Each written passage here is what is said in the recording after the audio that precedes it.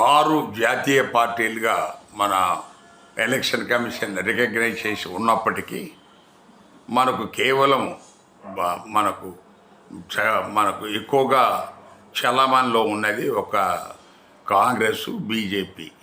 కమ్యూనిస్టులు కూడా ఇదివరకు బాగా పెద్ద ఎత్తున ఉండే వాళ్ళు కూడా చాలా వరకు తగ్గిపోయారు. అలాగే బీఎస్పీ వీళ్ళందరూ చాలా వరకు వాళ్ళ హవా తగ్గిపోయింది. సో మనకు ప్రస్తుతానికి ఈ 2 మాత్రమే ఉన్నాయి.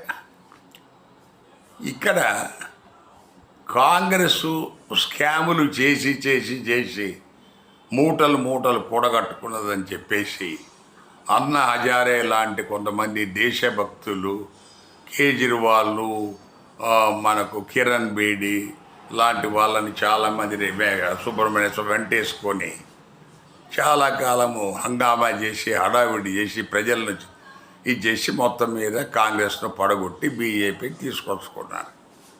బాగానే ఉంది. వీళ్ళు ఏవైతే స్కాములు, కాంగ్రెస్ స్కాములు అని చెప్పేసి బహుళ ప్రచారం చేశారో అందులో నెంబర్ 1 2G స్కామ్, 1,50,000 కోట్లు, కోల్ స్కామ్.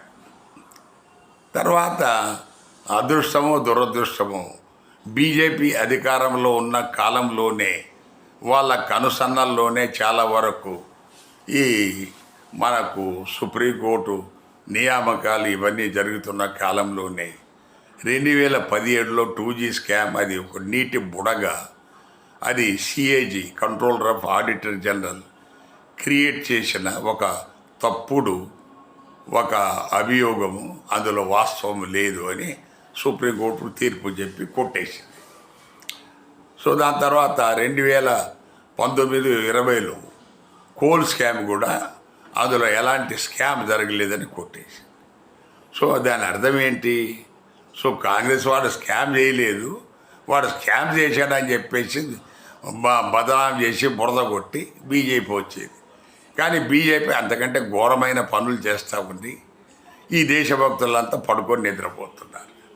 సో మనకు అన్నా హజారే, అతనికి జెడ్ కేటగిరీ మనకు ఇది వచ్చేసింది, బందోబస్తు మస్తు గల పోలీసులు, వెహికల్స్. సో కిరణ్ బేడీకి గవర్నర్గా ఉద్యోగం దొరికి తర్వాత రిటైర్ అయింది. కేజ్రీవాల్కి సీఎం అయ్యాడు, రిటైర్ ప్రస్తుతానికి కేసులు ఎదుర్కొంటాడు. ఇలాగా సో వీళ్ళు దేశభక్తులు ఇప్పుడు ఇబ్బంది పడు.